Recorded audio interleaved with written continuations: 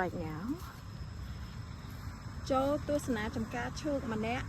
1000 រៀល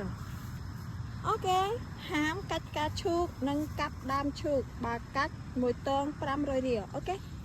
You're not gonna pick any flower we just want to take pictures and we just want to have a beautiful view of this okay Paul keep going តោះដល់ទៅកូនចាប៉ូឡូបានមកដល់ចំការឈូកហើយណាអ្នកណាគេអត់បានមកដល់ចំការឈូកឲ្យមើលអាប៉ូឡូបានមកដល់ហើយណាអាប៉ូឡូមានអីចង់និយាយទេប៉ូឡូថាអូអ្នកណាគេទេបានតែអង្គុយមើលអាប៉ាមកដល់ណែអូនបានមកដល់ហើយណាអូនដើរ No we not gonna get in that pond go ចាប៉ូឡូបានមកដល់ចំការឈូកហើយចង់សួរថាបង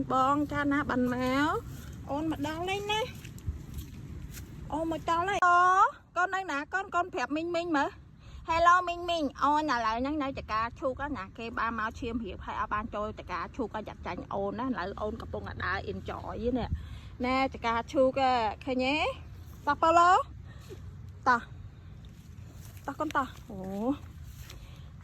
ណែកន្លែង trending គេថតហ្នឹងយើងចាយអស់តែ1000 រៀលទេ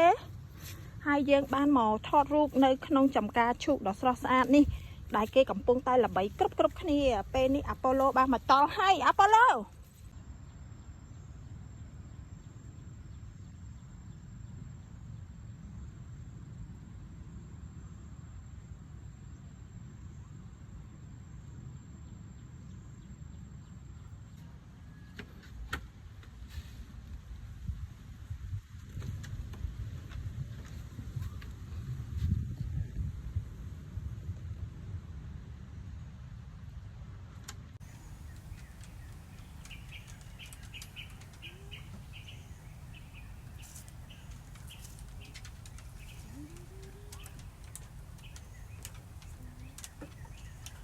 So beautiful.